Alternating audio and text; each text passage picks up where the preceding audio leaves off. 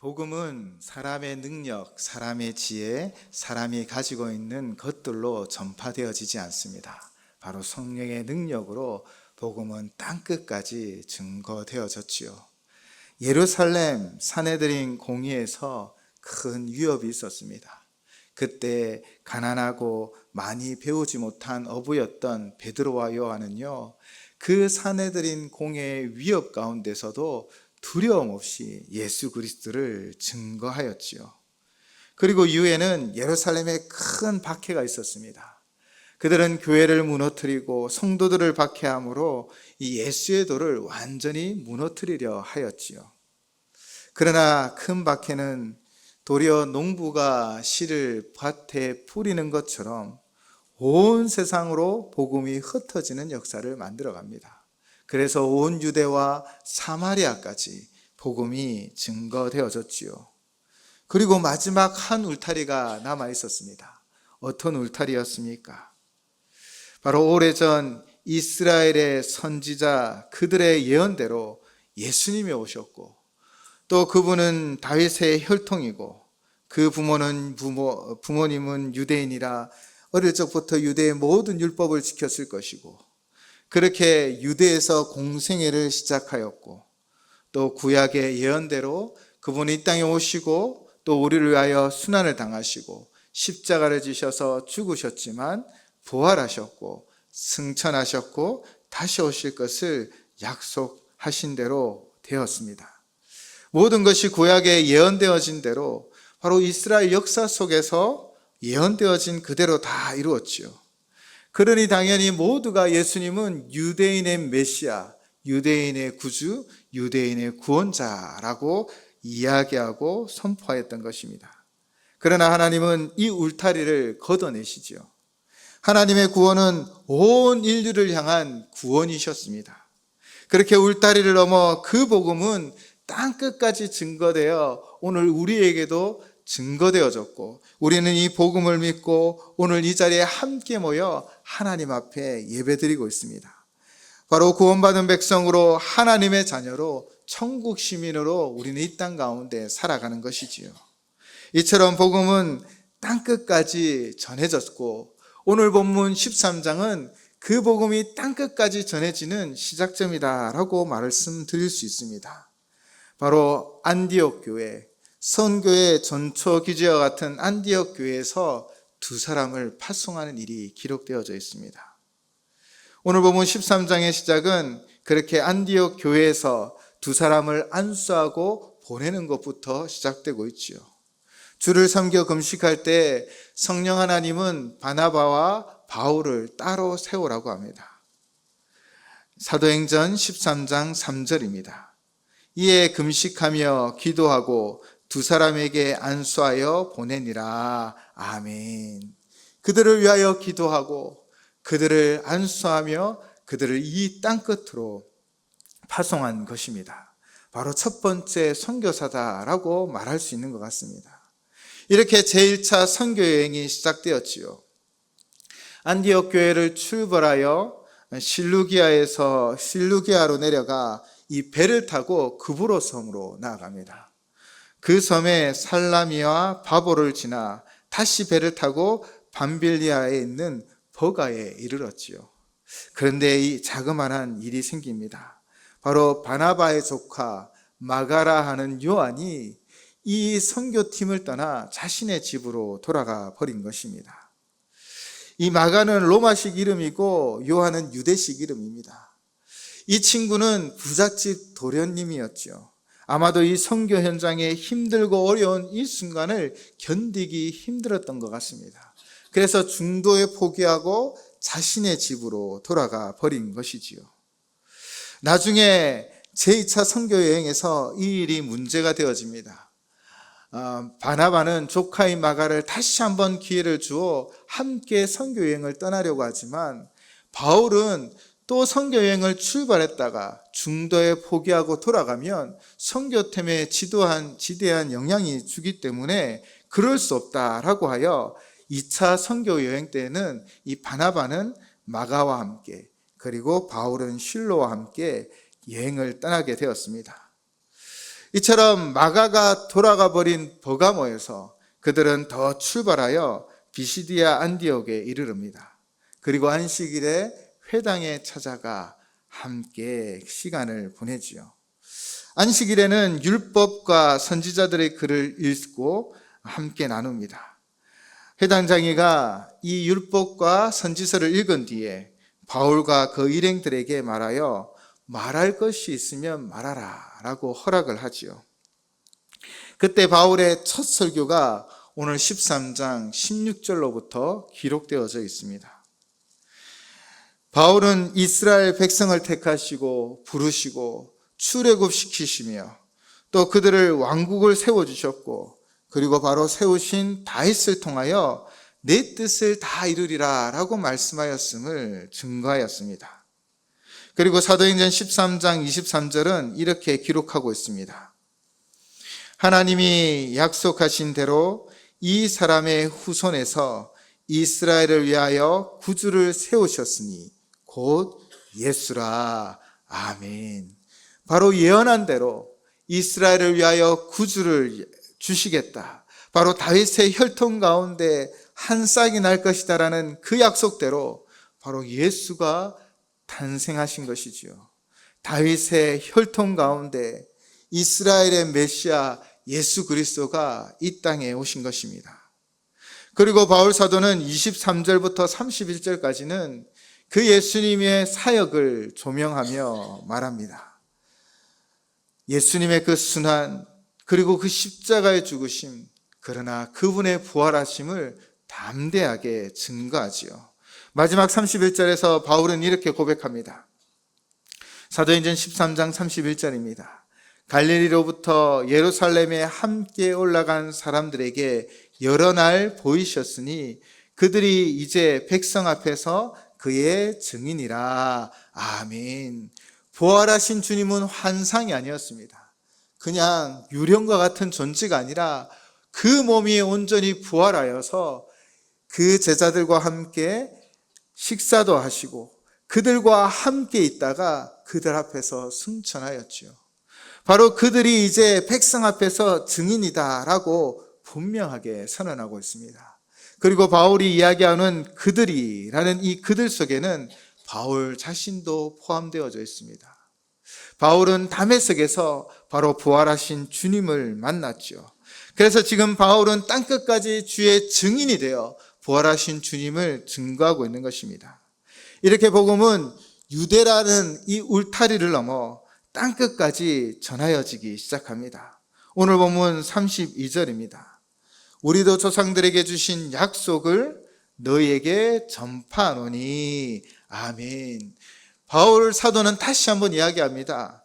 우리도 조상들에게 주신 약속을. 바로 이 모든 예언은 우리 조상 이스라엘에게 주신 예언이었다라는 것이죠. 이스라엘 조상들에게 주신 약속이라고 분명히 말하고 있습니다.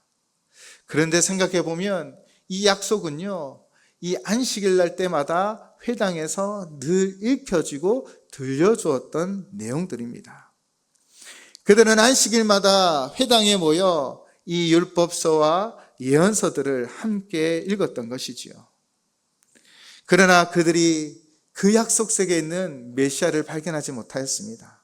그것은 그들의 영적 눈이 뜨이지 않았기 때문에 말씀이 육신이 되어 오신 예수 그리스도를 보지 못한 것이지요. 결국 예수님을 십자가에 못 박게 되었습니다. 수많은 말씀들이 들려졌습니다. 매일 안식일마다 그들은 말씀을 보고 말씀을 들었습니다. 그러나 그들의 눈이 어둡고 그들의 귀가 어두워 말씀이신 예수 그리스도를 바로 알아보지 못한 채 그들은 예수 그리스도를 십자가에 못 박았던 것이지요. 우리를 위하여 죽으시고 부활하신 주님, 우리가 이 말씀 가운데 우리의 영적 눈을 띄고 우리도 영적 귀를 열어 말씀 속에 주님을 발견해야 합니다. 주님을 만나야 합니다. 그래야만 진짜 복음의 복된 소식을 누릴 수 있는 것입니다.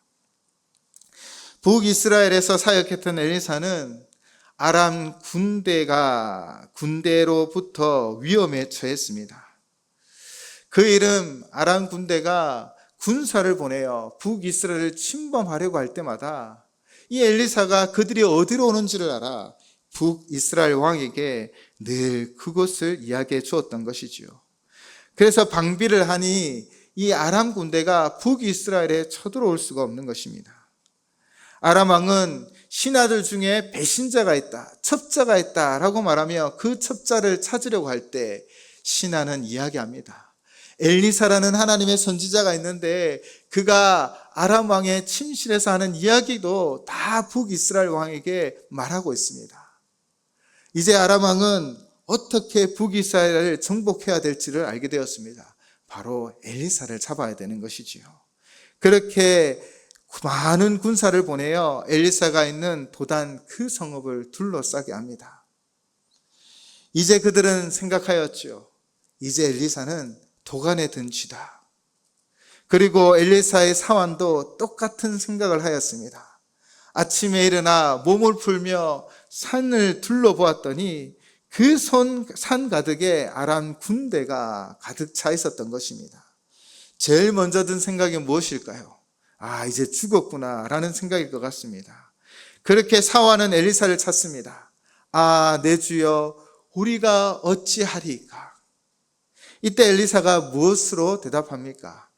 열왕기하 6장 16절 말씀입니다.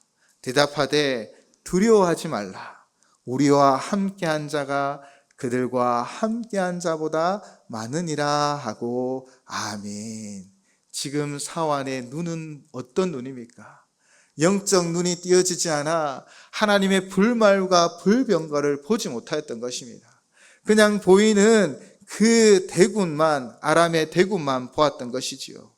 이제 엘리사가 그를 위하여 기도하였을 때 하나님은 이 사환의 눈을 열어주십니다. 그리고 그들을 둘러싸고 있는 수많은 불말과 불병거를 보며 안심하였던 것이지요. 우리가 늘 듣던 것, 늘 아는 것이 우리를 살리는 것이 아닙니다. 바로 성령님의 도움으로 말씀의 진리를 깨닫고 그 말씀 속에 있는 주님을 붙잡고 나아갈 때 우리에게는 힘이 나고 우리는 이 세상을 이기게 되어질 줄을 믿습니다. 그러므로 우리도 늘 성령의 인도하심을 따라 말씀 속에서 귀한 보화를 발견하고 말씀 속에서 살아 역사하시는 하나님을 발견하여 그 하나님으로 인하여 승리하는 삶을 사시기를 주님의 이름으로 축원을 드립니다. 아무리 회당에서 조상들이 주신 약속의 말씀을 듣고 또 듣고 보고 또 보아도 소용이 없었습니다. 그러나 믿음의 눈이 열리고 귀가 열리고 그렇게 하나님 말씀 속에 주님을 만난 사람은 구원의 은혜를 누리게 된 것이지요. 이처럼 성경 말씀은요, 한 구절이라도 그 말씀 속에 있는 보화를 발견하면 사람을 변화시키고 위대한 생애를 만들어 갔습니다. 종교개혁자 마틴 루터는 어떠하였습니까? 로마서 1장 17절 말씀입니다. 복음에는 하나님의 의가 나타나서 믿음으로 믿음에 이르게 하나니 기록된 바 오직 의는 믿음으로 말미암아 살리라 함과 같으니라. 아멘. 오직 의는 믿음으로 살리라는 그 메시지가, 이 말씀이 마틴 루터를 사로잡았습니다. 그리고 그는 강한 변화 가운데 종교 개혁의 역사를 이루어갔던 것이지요. 설교가 스펠전도 이사야 45장 22절의 말씀에 사로잡혔습니다. 이사야 45장 22절 말씀입니다. 땅의 모든 끝이여 내게로 돌이켜 구원을 받으라. 나는 하나님이라 다른 이가 없느니라. 아멘. 스펠전 목사님은 내게 돌아오라라는 그 하나님의 분명한 메시지, 다른 이가 없다라는 그 메시지를 가지고 평생 주의 복음을 증거하였습니다. 전도자 리빙스톤도 마태복음 28장 19절에서 20절의 말씀이 그를 사로잡았지요. 그러므로 너희는 가서 모든 민족을 제자로 삼아 아버지와 아들과 성령의 이름으로 세례를 베풀고 내가 너희에게 분부한 모든 것을 가르쳐 지키게 하라. 볼지어다 내가 세상 끝날까지 너희와 항상 함께 있으리라 하시니라. 아멘. 리빙스톤 선교사님은 이 말씀을 부여잡고 땅끝 바로 아프리카에 나가 평생을 주의 복음을 증거하는 증인으로의 삶을 살아갔다라는 것이지요. 하나님의 말씀을 읽는 것도 너무 소중하고 늘 보는 것도 소중합니다. 그러나 그 약속의 말씀을 믿음의 눈으로 보고 듣고 알게 된다면 이 말씀 속에 예수 그리스도를 발견하고 그 역사가 우리의 삶을 변화시켜 주실 줄을 믿습니다. 이 복된 소식이 더 이상 유대인에게만 있는 것이 아니라 바로 온 세상 땅끝까지 전파한다라고 바울은 설명하고 있는 것입니다. 이 전파하노니의 원어는 유앙겔리조입니다. 유앙겔리조는 우리가 잘 아는 헬라어와 비슷합니다. 바로 유앙겔리온이죠. 유앙겔리온은 복음이라는 단어입니다. 복된 소식이지요. 지금 이스라엘 백성들에게 약속으로 예언으로 주어졌던 그 말씀, 그 약속, 그 복된 소식, 복음이 이제 온 세상으로 전파되어진다라고 바울은 선언하고 있는 것입니다. 이제 예수 그리스도의 복음은 유대를 넘어 온 땅으로, 땅끝으로 바로 우리에게까지 전달되어졌습니다. 예수님은 이렇게 복된 소식으로 우리에게 나와 우리의 생명을 살리고 우리의 삶을 변화시켜 주시지요. 바울은 33절로 35절로 이제 구약의 말씀을 인용하여 예수님에 대하여 다시 한번 증거합니다. 바로 예수님은 하나님의 아들이요 성자 하나님이시요, 또 예수님은 다윗의 약속에서 그의 나라를 영원히 경고케 하리라는 그 약속대로 사망에 묶여 있는 것이 아니라 부활하셨고, 그의 몸은 썩음을 당하지 아니하고 바로 육신의 부패를 겪지 아니하고 온전히 부활하였다라는 것입니다. 바로 예수님의 이 모습을 통해 우리에게 참 소망을 주는 것입니다. 부활의 첫 열매가 되신 예수님, 그것처럼 우리 또한 죽음, 사망, 권세를 이기고 부활하게 되어줄 줄을 믿습니다. 바울은 계속해서 36절에서요 다윗을 통한 약속을 주셨다라고 합니다. 이스라엘의 가장 위대한 왕이요, 지금도 가장 위대한 사람으로 뽑히는 다윗도 그를 통하여 예수 그리스도가 이 땅에 오셨지요. 그 혈통을 이었습니다. 그러나 그도 피조물인 인간이기에 다윗도 조상들과 함께 묻혀 썩음을 당했다는 것입니다. 그러나 37절에서 무엇을 이야기합니까?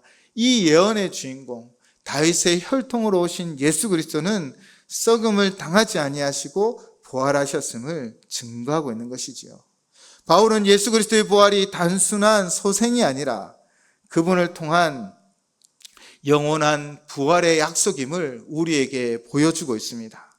예수님이 부활하였듯 우리도 마지막 때에 부활에 동참할 줄을 믿습니다. 사망, 권세는 우리를 묶을 수 없습니다.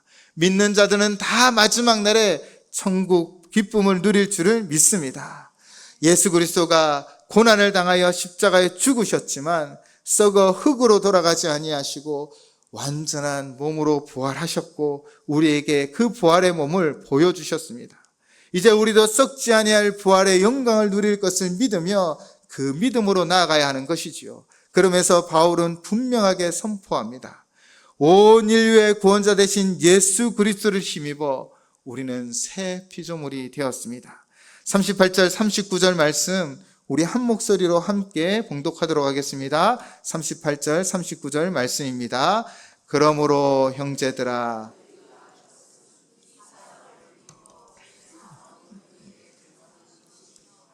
또 모세의 율법으로 너희가 의롭다 하심을 얻지 못하던 모든 일에도 이 사람을 힘입어 믿는 자마다 의롭다 하심을 얻는 이것이라. 아멘. 바울 사도는 그의 설교 전반부에 이스라엘의 역사를 통하여 그 역사 속에 되어진 예언인 예수 그리스도를 소개하고 또 그분의 죽으심과 부활하심을 분명하게 선포하고 있습니다. 바로 부활의 첫 열매 되신 예수 그리스도, 그분을 통하여 또 그 십자가의 사건을 통하여 우리의 모든 죄는 죄 사함을 얻고 우리는 율법으로는 온전할 수 없고 의롭다 할 수 없지만 예수 그리스도 그 보혈로 말미암아 의롭다 하심을 얻게 되었다라는 것입니다. 예수님의 십자가 사건은 이 두 가지를 온전히 이루어 주신 것이지요. 그러므로 예수 그리스도의 십자가 보혈을 의지하여 회개하는 모든 자들의 죄는 온전히 그리고 완전히 사하여 주십니다. 그리고 죽으시고 부활하심을 믿는 그 믿음을 가지고 나아가는 자를 하나님은 의롭다 칭하여 주시고 하나님의 자녀 삼아 주시며 저 천국 시민으로 삼아 주셨다라는 것이지요. 바로 예수 그리스도의 십자가, 그 부활은 우리의 진정한 복음이요 복된 소식임을 믿습니다. 예수님은 십자가상에서 외치셨습니다. 다 이루었노라. 다 이루었다. 이 말씀은 우리의 모든 죄를 다 갚아주셨다라는 말씀이고 우리의 구원의 진정한 마침표가 되어주셨다라는 것입니다. 우리는 이 믿음으로 살아가는 것입니다. 바로 예수 그리스도가 우리의 온전한 구원자가 되어주시고 우리 구원의 완성자가 되어주셨기 때문에 그를 믿는 모든 자들을 온전히 구원하여 주실 것이고 그것이 복된 소식인 것이지요. 특별히 바울은 38절 39절로 동일한 문구를 사용하여 이렇게 강조하고 있습니다. 이 사람을 힘입어, 바로 예수 그리스도를 힘입어 우리는 모든 죄로부터 해방을 받았고 예수 그리스도를 힘입어 우리는 의롭다 칭함을 받았습니다. 바로 예수 그리스도가 우리의 전부이며 우리를 살리며 우리를 하나님 나라로 인도하여 주실 줄을 믿습니다. 예수 그리스도밖에 없는 것이지요. 그런데 이렇게 우리가 이 사람을 힘입어 예수 그리스도밖에 없습니다 라고 이야기할 때 이 은혜를 불편해하는 사람들이 있습니다. 그 이유는 사람은 노력한 사람이 성공하는 것이고 12시간 일한 사람이 1시간 일한 사람보다 임금을 더 받아야 옳다라고 생각하기 때문이지요. 그들은 하나님의 나라가 없어도 은혜가 없어도 노력과 긍정으로 충분히 살아갈 수 있다라고 말하는 자들입니다. 맞는 말이지요. 성경에는 또한 노력과 긍정으로 살아간 사람들의 모습이 있습니다. 자신들이 노력하고 긍정적으로 살아가서 성공을 이룬 이들도 있죠. 누가복음 19장에 등장하는 삭개오는요, 길을 걸어가다 우연히 세리장이 된 인물이 아닙니다. 로마의 지배를 받고 있는 그때 세리장이 되기 위하여 그는 어떤 삶을 살았을까요? 정말 치열한 삶을 살았을 것입니다. 윗사람의 눈치를 보고 또 그 사람의 마음에 들기 위하여 참 무엇이든 해야 하지 않았을까요? 그렇게 치열한 삶을 살아갔기에 그는 세리장도 되었고 성경에는 그가 부자라라고 말하고 있습니다. 삭개오는 권력도 지었고 부요함도 누리고 있었습니다. 그렇게 권력과 부요함을 누리고 있었지만 그는 돌무화과 나무에 올라갑니다. 어린아이들이 장난이나 치면서 올라갈 만한 그 나무에 키가 작아 수많은 인파로 말미암아 누군가를 볼 수 없기에 부끄러움을 무릅쓰고 나무 위로 올라갑니다. 무엇 때문입니까? 그가 노력하고 치열한 삶을 살아갔을 때 그렇게 그가 권력도 부요함도 다 짊어지게 되었지만 그러나 그 안에 해결받지 못한 문제가 있었다는 것입니다. 그 해결할 수 없는 인생의 문제를 끌어안고 그는 그 동네를 지나가는 예수 그리스도를 보기 위하여 돌무화과 그 나무에 올라갔던 것이지요. 또한 성경에는 12의 혈루증을 앓은 여인이 등장합니다. 마가복음 5장에서 그 인생을 설명하고 있지요. 제가 볼 때 이 12의 혈루증 여인도 치열한 삶을 살아갔던 것 같습니다. 노력하고 긍정의 삶을 살아갔습니다. 병이 있다고 그녀는 포기하지 않았습니다. 그냥 가만히 있지 않았습니다. 그녀는 최선을 다하여 노력했지요. 어떻게 해요? 병을 고칠 수 있다라는 곳, 병을 고칠 사람이 있다라면 어디든지 그는 찾아갔습니다. 그리고 그녀는 돈을 아끼지 않았습니다. 그렇게 노력하고 긍정하며 이 병을 해결하기 위하여 찾고 찾았지만 그러나 그의 노력도 긍정도 그의 문제를 해결해 줄 수 없었다라는 것입니다. 그녀의 삶을 마가복음 5장 26절은 이렇게 기록하고 있습니다. 많은 의사에게 많은 괴로움을 받았고 가진 것도 다 허비하였으되 아무 효험도 없고 도리어 더 중하여졌던 자에, 우리의 인생이 때로는 노력하고 긍정적으로 살아가 어떤 높은 위치를 차지할 수도 있고 또 많은 것을 누릴 수도 있습니다. 그러나 그것이 진정한 소망이 되어주지 못했습니다. 또 이 여인처럼 자신의 노력과 또 모든 것을 다 바쳐 이 병을 고치기 위하여 치열한 삶의 자리로 나아갔지만 결국 그 병의 해결을 받지 못하기도 하였습니다. 그러나 바울은 오늘 누구를 소개하고 있습니까? 모든 일에 이 사람을 힘입어 바로 우리의 진정한 소망 되신 예수 그리스도를 힘입어 우리는 죄 사함을 얻고 의롭다 칭함을 받아 하늘나라의 백성이 되어진다라는 것입니다. 우리가 이 세상 살아갈 때 정말 늘 긍정적이고 최선을 다하여 노력해도 어려움을 당하기도 합니다. 또한 아무리 안전운전을 해도요, 일방 통행길에서 역주행하는 배달 오토바이를 피할 수 없었습니다. 벌써 한 6년 정도 되었는데 다행히 사람은 크게 다치지 않았습니다. 또한 베드로 사도는 우리에게 무엇을 이야기합니까? 베드로전서 5장 8절에서 9절을 보면 근신하라 깨어라 너희 대적 마귀가 우는 사자같이 두루 다니며 삼킬 자를 찾나니 너희는 믿음을 굳건하게 하여 그를 대적하라. 이는 세상에 있는 너희 형제들도 동일한 고난을 당하는 줄 알미라. 아멘. 우리의 노력도 긍정도 어쩔 수 없는 순간이 있다는 것입니다. 또 우리의 노력과 긍정으로 높은 자리에 있어도 해결되어지지 않는 문제들이 있다는 것입니다. 우리 인생에 이 수많은 문제와 우리 인생이 만나는 수많은 문제에 진짠한 해결책이 되어주시고 해답이 되어주시는 분이 누구라는 것입니까?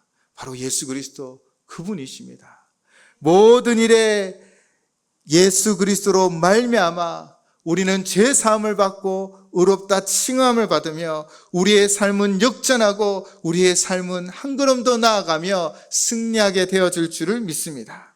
바울은 이 복음을 전하고 있습니다. 오직 예수 그리스도 그분으로 말미암아 우리는 다시 일어나게 되어질 줄을 믿습니다. 40절 41절에는 그럼에도 믿지 않는 자들과 함께하지 말라라고 분명히 경고하고 있고요. 그리고 마지막 오늘 본문을 마무리하면서 항상 하나님의 은혜 가운데 가라 라고 말하고 있습니다. 항상 예수 그리스도로 힘입어 사는 삶, 그것이 하나님의 은혜를 누리는 삶인 줄을 믿습니다. 사랑하는 성도 여러분, 한 주간도 세상을 향한 눈, 세상을 바라보는 눈은 내려놓고 오직 영적 눈을 열어 하나님만 바라보시기 바랍니다. 그리고 말씀 속에서 예수 그리스도를 발견하고 그 은혜를 누리시기 바랍니다. 특별히 모든 일에 예수님으로 힘입어 우리의 삶의 모든 문제를 뛰어넘어 주님이 주신 복된 삶을 누리는 우리 모든 성도님 되시기를 주님의 이름으로 축원을 드립니다. 기도하시겠습니다.